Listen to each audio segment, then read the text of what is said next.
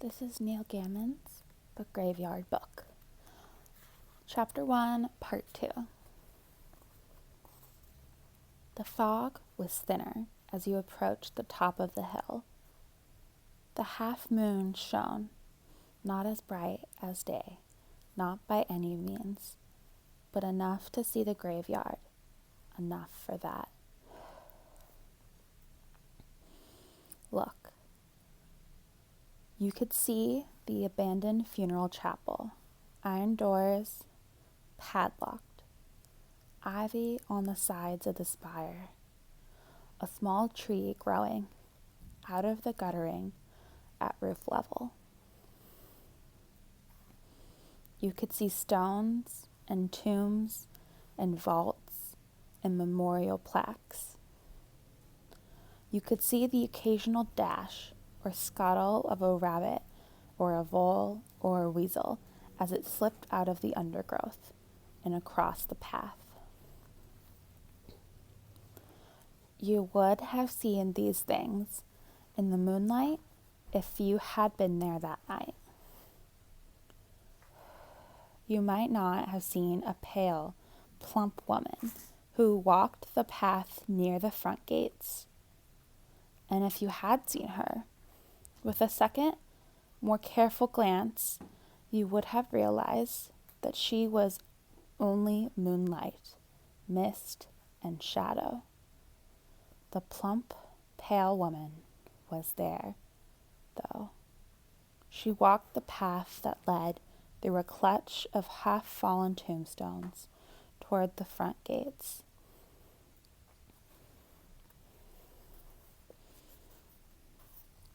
The gates were locked.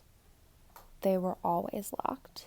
At 4 in the afternoon in winter, at 8 at night in summer. Spike-topped iron railings ran around part of the cemetery, a high brick wall around the rest of it. The bars of the gates were closely spaced. They would have stopped a grown man from getting through, even stopped a 10-year-old child. "Owens!" called the pale woman, in a voice that might have been the rustle of the wind through the long grass. "Owens, come and look at this." She crouched down and peered at something on the ground as a patch of shadow moved into the moonlight, revealing itself to be a grizzled man in his mid-40s. He looked down at his wife and then looked at what she was looking at, and he scratched his head. "Mistress Owens," he said, for he came from a more formal age than our own. "Is that what I think it is?" And at that moment, the thing he was inspecting seemed to catch sight of Mrs. Owens, for it opened its mouth, letting the rubber nipple it was sucking fall to the ground, and it reached out a small, chubby fist, as if it were trying for all the world to hold on to Mrs. Owens' pale finger. "Strike me silly," said Mr. Owens, "if that isn't a baby." "Of course it's a baby," said his wife. "And the question is, what is to be done with it?" "I dare say that is a question, Mistress Owens," said her husband. "And yet it is not our question, for this here baby is unquestionably alive, and as such is nothing to do with us, and is no part of our world."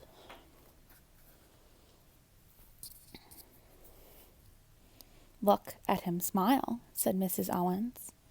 "He has the sweetest of smiles," and with one insubstantial hand, she stroked the child's sparse blonde hair.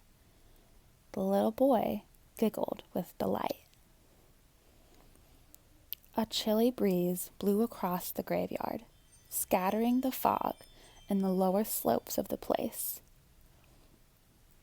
For the graveyard covered the whole of the top of the hill, and its path wound up the hill and down and back upon themselves. A rattling. Someone at the main gate of the graveyard was pulling and shaking it, rattling the old gates and the heavy padlock and chain that held them.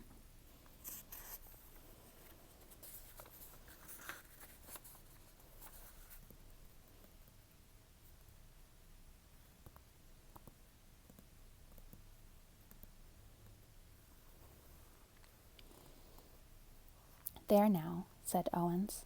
It's the babe's family, come to bring him back to the loving bosom. Leave the little man be, he added, because Mrs. Owens was putting her insubstantial arms around the toddler, smoothing, stroking. Mrs. Owens said, he don't look like nobody's family, that one. The man in the dark coat had given up on rattling the main gates and was now examining the smaller side gate. It, too, was well locked. There had been some vandalism in the graveyard the previous year, and the council had taken steps. Come on, Mistress Owens, leave it be. There's a dear, said Mr. Owens, when he saw a ghost, and his mouth dropped open, and he found himself unable to think of anything to say. You might think, and if you did, you would be right, that Mr. Owens should not have taken on so at seeing a ghost, given that Mr. and Mrs. Owens were themselves dead and had been for a few 100 years now, and given that the entirety of their social life, or very nearly, was spent with those who were also dead.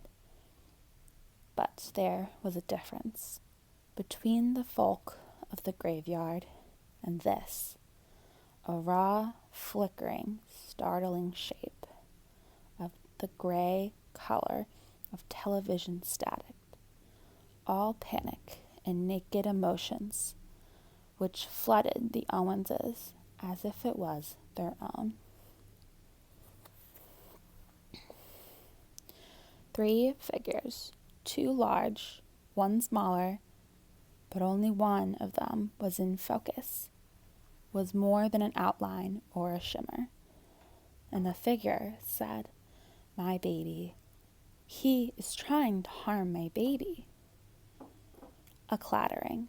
The man outside was hauling a heavy metal garbage can across the alley to the high brick wall that ran around that part of the graveyard. Protect my son, said the ghost, and Mrs. Owens thought it was a woman, of course, the babe's mother. What did he do to you? Asked Mrs. Owens, but she was not certain that the ghost could hear her. Recently dead, poor love, she thought. It's always easier to die gently, to wake in due time in the place you were buried, to come to terms with your death, and to get acquainted with the other inhabitants. This creature was nothing but alarm and fear for her child, and her panic, which felt to the Owenses like a low-pitched screaming, was now attracting attention, for other pale figures were coming from all over the graveyard. Who are you?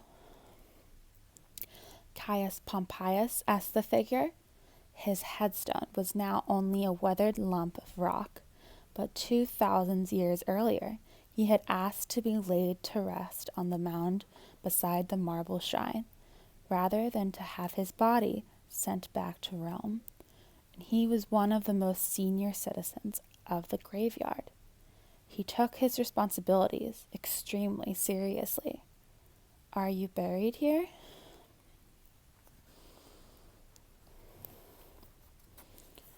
Of course she's not.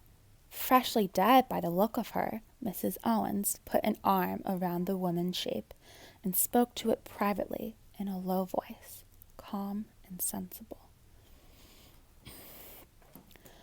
There was a thump and a crash from the high wall beside the alley. The garbage can had fallen. A man clambered up onto the top of the wall, a dark outline against the mist-smudged streetlights. He paused for a moment, then climbed down the other side, holding on to the top of the wall. Legs dangling, then let himself fall the last few feet down into the graveyard.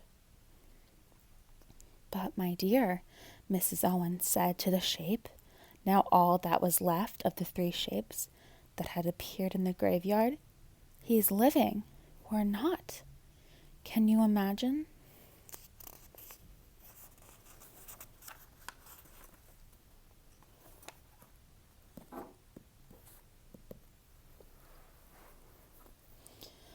The child was looking up at them, puzzled.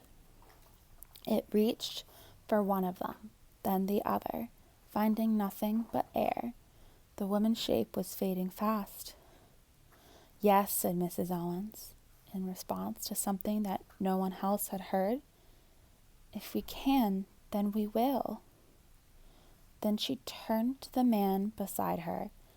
"And you, Owens, will you be a father to this little lad?" "Will I what?" said Owens, his brow crinkling. "We never had a child," said his wife, "and his mother wants us to protect him. Will you say yes?" The man in the black coat had tripped in the tangle of ivy and half-broken headstones. Now he got to his feet and walked forward more carefully, startling an owl which rose on silent wings. He could see the baby, and there was triumph in his eyes. Owens knew what his wife was thinking when she used that tone of voice. They had not, in life and in death, been married for over 250 years for nothing. "Are you certain?" he asked. "Are you sure?" "Sure as I ever have been of anything," said Mrs. Owens. "Then yes, if you'll be its mother, I'll be its father." "Did you hear that?" Mrs. Owens asked the flickering shape in the graveyard, now little more than an outline, like distant summer lightning in the shape of a woman. It said something to her that no one else could hear, and then it was gone.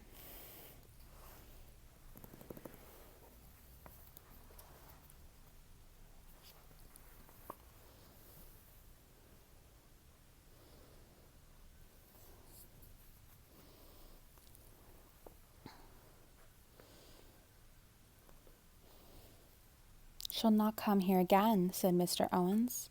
"Next time she wakes, it'll be in her own graveyard, or wherever it is she's going."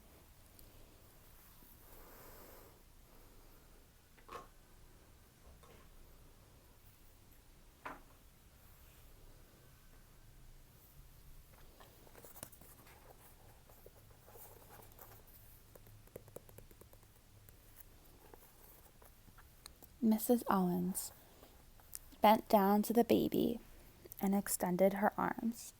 "Come now," she said warmly. "Come to Mama." To the man Jack, walking through the graveyard towards them, on a path, his knife already in his hand, it seemed as if a swirl of mist had curled around the child in the moonlight, and that the boy was no longer there, just damp mist and moonlight and swaying grass. He blinked and sniffed the air. Something had happened, but he had no idea what it was.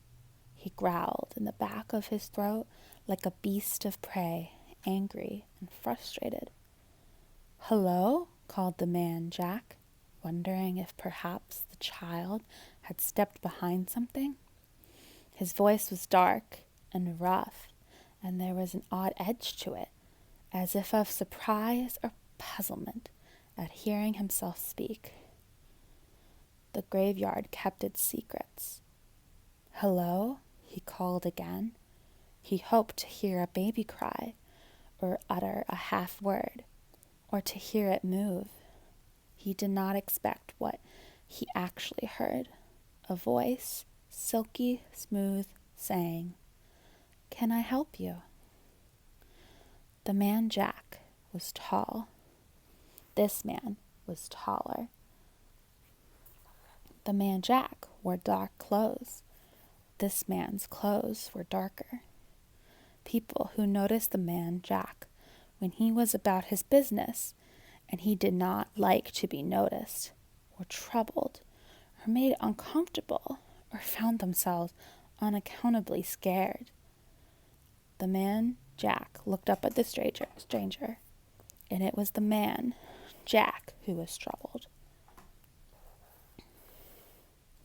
"I was looking for someone," said the man Jack, slipping his right hand back into his coat pocket so the knife was hidden, but there if he needed it.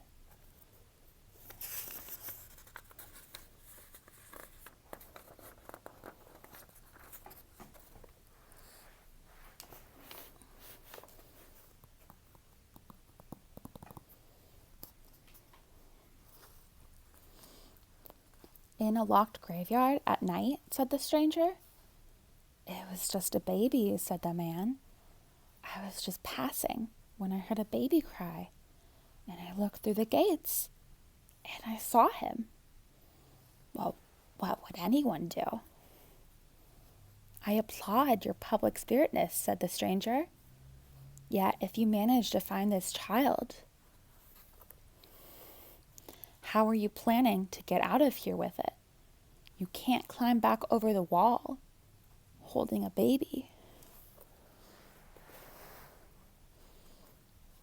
"I would have called until someone let me out," said the man Jack. A heavy jingling of keys. "Well, that would have been me, then," said the stranger. "I would have had to let you out." He selected one large key from the keyring, said, "Follow me." The man Jack walked behind the stranger. He took his knife from his pocket. "Are you the caretaker, then?" "Am I?" "Certainly, in a manner of speaking," said the stranger. They were walking towards the gates, and the man Jack was certain away from the baby, but the caretaker had the keys. A knife in the dark, that was all it would take, and then he could search for the child all through the night, if he needed to. He raised the knife. "If there was a baby," said the stranger, without looking back, "it wouldn't have been here in the graveyard. Perhaps you were mistaken. It's unlikely that a child would have come in here after all. Much more likely that you heard a night bird and saw a cat, perhaps, or a fox. They declared this place an official nature reserve, 30 years ago, around the time of the last funeral. Now think carefully and tell me, you are certain that it was a child that you saw?"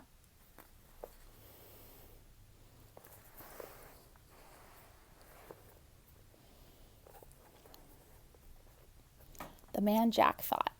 The stranger unlocked the side gate. "A fox," he said. "They make the most uncommon noises, not unlike a person crying. No, your visit to this graveyard was a misstep. Sir, somewhere the child you seek awaits you, but he is not here." And he let the thought sit there in the man Jack's head for a moment, before he opened the gate with a flourish. "Delighted to have made your acquaintance," he said, "and I trust that you will find everything you need out there." The man Jack stood outside the gates to the graveyard. The stranger stood inside the gate, and he locked it again and put the keys away. "Where are you going?" asked the man Jack. "There are other gates than this," said the stranger. "My car is on the other side of the hill. Don't mind me." "You don't even have to remember this conversation." "No," said the man Jack agreeably, "I don't." He remembered wandering up the hill that what he had thought to be a child had turned out to be a fox, that a helpful caretaker had escorted him back out to the street. He slipped his knife into its inner sheath. "Well," he said, "good night." "A good night to you," said the stranger, whom Jack had taken for a caretaker.